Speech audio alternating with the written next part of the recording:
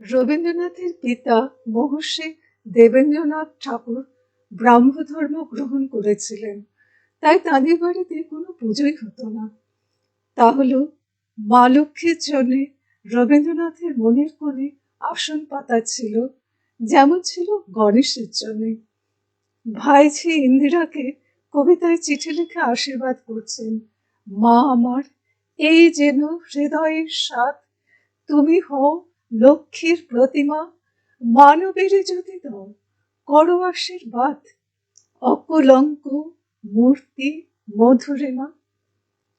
দেবতারা আর অসুরেরা মিলে যখন সমুদ্র মন্থন করেছিলেন, তখন মা লক্ষ্মী উঠে এসেছিলেন। শিশির কবিতার অমিত লাবণ্যকে প্রথম দেখেছিল আসন্ন মৃত্যুর প্রেক্ষাপটে, তাই তখন তার মনে হয়েছিল মন্দার পর্বতের নাড়া খাওয়া ফেনে ওঠা সমুদ্র থেকে এই মাত্র উঠে এলেন লক্ষ্মী, সমস্ত আন্দোলনের উপরে। মহাসাগরের বুক তখনও ফুলে ফুলে কেঁপে উঠছে। সমুদ্র মন্থনের সময় দুজন নারীকে আমরা দেখি সমুদ্র থেকে উঠে আসতে, উর্বশী আর লক্ষ্মী। কোনখানে সৃজনের সমুদ্র মন্থনে উঠেছিল দুই নারী, অতলের শয্যাতল ছাড়ি। একজনা উর্বশী সুন্দরী, বিশ্বের কামনা রাজ্যে রানী, স্বর্গের অপ্সরী। অন্যজনা লক্ষ্মী সে কল্যাণী, বিশ্বের জননী, তারে জানি স্বর্গের ঈশ্বরী। মালিনী নাটকেও আমরা দেখি কবি মালিনীর সঙ্গে লক্ষ্মীর তুলনা করেছেন, কারণ সে লক্ষ্মীর মতো মানুষের কল্যাণে নিজেকে উৎসর্গ করেছে। সমুদ্র মন্থনে যাবে লক্ষ্মী উঠিলেন, তারে ঘিরে কলরবে, মাতিল উন্মাদ নৃত্যে উর্মিগুলি সবে, সেই মতো উচ্ছ্বসিত জনপাড়াবার। মাঝে তুমি লোক লক্ষ্মী মাতা। সমুদ্র মন্থনে লক্ষ্মীর এই উঠে আসার কথা আমরা বারবার রবীন্দ্রনাথের লেখায় পাই, এমনকি চিঠিপত্রেও। এবছরের লক্ষ্মী পূর্ণিমা সমুদ্রের উপরে দেখা গিয়েছিল লক্ষ্মী, যে সমুদ্র মন্থনে প্রকাশ পেয়েছিলেন। বর্ষাকালের সকালে যখন মেঘের মধ্যে থেকে সূর্যের আলো পৃথিবীর ওপরে ছড়িয়ে পড়ে, তখন রবীন্দ্রনাথের মনে হয় এই তো লক্ষ্মী পৃথিবীতে নেমে এসেছে। চারিদিকে তাই আলোর পদ্ম ফুটে উঠেছে। আজ সকাল হতে খবর এলো লক্ষ্মী একেলা, অরুণ রাগে পাতবে আসন প্রভাত বেলা। শুনে দিক বিদিকে টুটে আলোর পদ্ম উঠল ফুটে, বিশ্ব হৃদয় মধুপ জুটে করেছে মেলা। আবার শিশুর মা লক্ষ্মী কবিতায় একটি ছোট্ট মেয়ে, যার খুব নরম মন, ফুলের পাপড়ি কেউ ছিঁড়লে যে কষ্ট পায়, বনের পাখি কেউ ধরে খাঁচায় পুরে রাখলে যার চোখে জল আসে, তাকে তিনি বলছেন, লক্ষ্মী আমার বল দেখি মা, লুকিয়েছিলে কোন সাগরে, সহসা আজ কাহার পুণ্যে উদয় হলি মোদের ঘরে, সঙ্গে করে নিয়ে এলি হৃদয় ভরা স্নেহের সুধা, হৃদয় ঢেলে মিটিয়ে যাবে এ জগতের প্রেমের ক্ষুধা। তার অল্প বয়সে লেখা প্রভাত সঙ্গীতে লক্ষ্মীর জন্মের আরেকটি সুন্দর বর্ণনা পাই আমরা। এই লক্ষ্মী কিন্তু সমুদ্র থেকে উঠে আসেননি, এসেছেন মানস সরোবরের একটি সোনার পদ্ম থেকে। পশিয়া মানস সরোবরে স্বর্ণপদ্ম করিলা চয়ন, বিষ্ণুদেব প্রসন্ন আননে পদ্ম পানে মেলিয়া নয়ন, ফুটিয়া উঠিল শতদল, বাহির এলো কিরণ বিমল, মাতিল রে দুলোক ভুলক, আকাশে পুরিল পরিমল, চরাচরে উঠাইয়া গান, চরাচরে জাগাইয়া হাসে, কোমল কমল দল হতে উঠিল অতুল রূপ রাশি, মেলে দুটি নয়ন বিহ্বল, ত্যাজি আসে শত দল দল, ধীরে ধীরে জগৎ মাঝারে লক্ষ্মী আসে ফেলিলা চরণ। গ্রহে গ্রহে তারায় তারায় ফুটিল রে বিচিত্র বরণ। লক্ষ্মীর নামে কিন্তু একটা অপবাদ আছে যে তিনি চপলা, তিনি ছেড়ে চলে যান। আসলে লক্ষ্মী পরীক্ষা করেন আমরা তার কৃপার যোগ্য কিনা। যদি আমরা সেই পরীক্ষায় উত্তীর্ণ হতে না পারি, তাহলে তিনি আমাদের ছেড়ে চলে যান।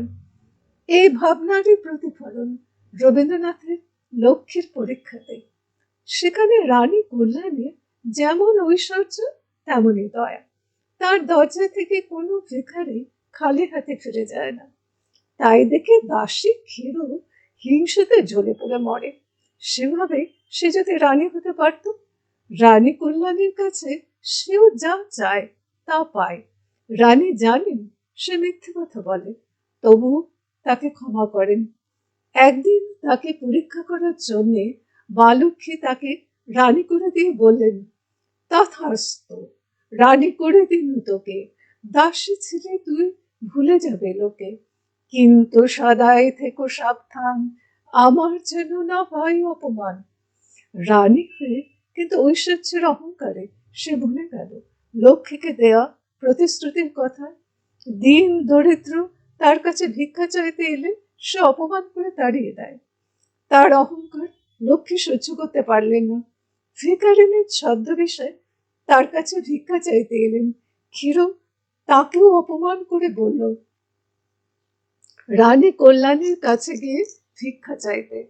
তখন লক্ষ্মী নিজের মূর্তি ধারণ করে বললেন, তবে তথাস্তু, যাই তারই কাছে, তার ঘর মোর খুব জানা আছে। আমি সে লক্ষ্মী তোর ঘরে এসে অপমান পেয়ে ফিরিলাম শেষে। এই কথা কটি করিও স্মরণ, ধনে মানুষের বাড়ে নাকো মন। আছে বহু ধনী, আছে বহু মানি, সবাই হয় না রানী কল্যাণী।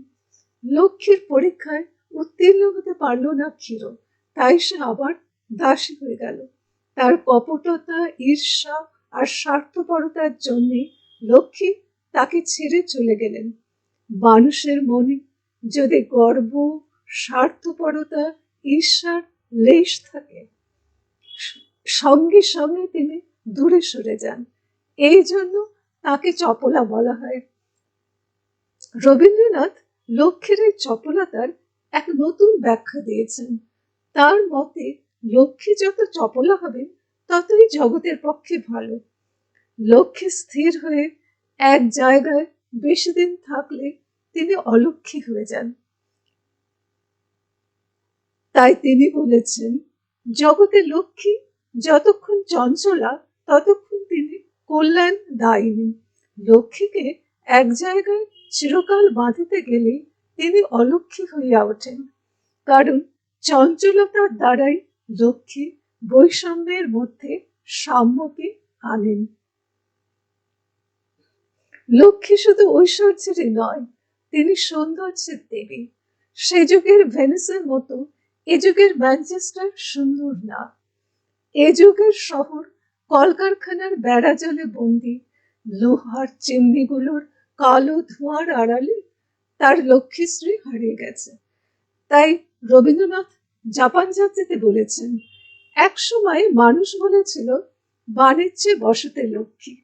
তখন মানুষ লক্ষ্মীর যে পরিচয় পেয়েছিল সে তো কেবল ঐশ্বর্য নয়, তার সৌন্দর্য। তার কারণ বাণিজ্যের সঙ্গে তখন মনুষ্যত্বের বিচ্ছেদ ঘটেনি। তাঁতের সঙ্গে তাঁতের, কামারের হাতুড়ির সঙ্গে কামারের হাতের, কারিগরের সঙ্গে তার কারুকার্যের মনের মিল ছিল। এই জন্যে বাণিজ্যের ভেতর দিয়ে মানুষের হৃদয় আপনাকে ঐশ্বর্যে বিচিত্র করে সুন্দর করে ব্যক্ত করত। নইলে লক্ষ্মী তার পদ্মাসন পেতেন কোথা থেকে? সাধারণত কোনো মেয়ের গায়ের রং গৌরবর্ণ হলে তাকে আমরা সুন্দরী বলি আর লক্ষ্মীর সঙ্গে তার তুলনা করি। কিন্তু ঘরে বাইরের বিমলার মায়ের গায়ের রং শ্যামবর্ণ হলেও তার শিথিল সিঁদুর, চওড়া লালপাড় শাড়ি আর শান্ত স্নিগ্ধ গভীর চোখ দেখলে লক্ষ্মীর কথা সবার মনে হতো। তিনি রূপসী ছিলেন না, কিন্তু তাতে কিছু এসে যায়নি। স্বামীর উপরে তার যে ভক্তি ছিল, সেই ভক্তি তাকে এক অপরূপ লক্ষ্মীশ্রী দিয়েছিল। তাই বিমলা বলে, কিন্তু রূপ যখন চোখের পাহারা এড়িয়ে লুকিয়ে অন্তরে দেখা দেয়, সেই বুঝে ভালো। তখন সে যে ভক্তির অমরাবতীতে এসে দাঁড়ায়, সেখানে তাকে কোনো সাজ করে আসতে হয় না। মা যখন বাবার জন্য বিশেষ করে ফলের খোসা ছাড়িয়ে সাদা পাথরের রেকাবিতে জলখাবার গুছিয়ে দিতে, বাবার জন্য পানগুলি বিশেষ করে কেওড়া জলে ছিটে দেয়া কাপড়ের টুকরোয় আলাদা জড়িয়ে রাখতেন, তিনি খেতে বসলে তালপাতার পাখা নিয়ে আস্তে আস্তে মাছে তাড়িয়ে দিতেন। তার সেই লক্ষ্মীর হাতের আদর, তার হৃদয়ের সেই সুধারসের ধারা কোন অপরূপ রূপের সমুদ্রে গিয়ে ঝাঁপ দিয়ে পড়ত, সে যে আমার সেই ছেলেবেলাতেও মনের মধ্যে বুঝতাম। দুঃখের সাগর পার হয়ে মানুষ যখন অপরূপের স্পর্শ পায়, তখন সে লক্ষ্মীরও দেখা পায়। তখন তার মন ধীর, স্থির, শান্ত। ভোগ নয়, বাসনা নয়, যে মুহূর্তে প্রেম নিজেকে সহজে প্রকাশ করতে পারে, তখনই লক্ষ্মী তার কাছে ধরা দেন। উষার মতো অমল হাসে জাগবে তোমার আখির নীলাম্বরে, গভীর অনুভবে। ভোগ সে নহে, নয় বাসনা, নয় আপনার উপাসনা, নয় কো অভিমান, সরল প্রেমের সহজ প্রকাশ। বাইরে যে তার নাইরে পরিমাণ, আপন প্রাণে চরম কথা, বুঝবে যখন চঞ্চলতা, তখন হবে চোখ। তখন দুঃখ সাগর তীরে লক্ষ্মী উঠে আসবে ফিরে, রূপের কোলে পরম অপরূপ। স্ত্রীর মৃত্যুর পরে তার বিচ্ছেদ যন্ত্রণা বুকে নিয়ে রবীন্দ্রনাথ লিখেছিলেন, হে লক্ষ্মী, তোমার আজ নাই অন্তঃপুর, সরস্বতী রূপ আজে ধরেছ মধুর, দাঁড়ায়েছ সঙ্গীদের শত দল দলে। যিনি ঘরের লক্ষ্মী হয়ে এতদিন কাছে ছিলেন, তিনি মৃত্যুর পরে কবির কাছে সরস্বতী রূপ ধরে এসেছেন, বিচ্ছেদের ব্যথা নিঃশেষে মুছিয়ে দিয়েছেন। সেই বিশ্বমূর্তি তব আমারই অন্তরে লক্ষ্মী সরস্বতী রূপে পূর্ণ রূপ ধরে। রবীন্দ্র মানুষের লক্ষ্মী সৌন্দর্যের পূর্ণতা। তাই তিনি বলেন, লক্ষ্মীতে সৌন্দর্য হচ্ছে পরিপূর্ণতার লক্ষণ। সৃষ্টিতে যতক্ষণ দ্বিধা থাকে, ততক্ষণ সুন্দর দেখা দেয় না। সামঞ্জস্য যখন সম্পূর্ণ হয়, তখনই সুন্দরী আবির্ভাব। আবার ঋতুতে ঋতুতেও কবি লক্ষ্মীর আবির্ভাব দেখেছেন, বিশেষ করে শরৎকালে, যখন পৃথিবী সুজলা সুফলা শস্য শ্যামলা হয়ে ওঠে। এই তো মা লক্ষ্মীর আসার সময়। আমরা বেঁধেছি কাশির গুচ্ছ, আমরা গেঁথেছি শেফালি মালা, নবীন ধানের মঞ্জরি দিয়ে সাজিয়ে এনেছে ডালা। এসো গো শারদ লক্ষ্মী, তোমার শুভ্র মেঘের রথে, এসো নির্মল নীল পথে।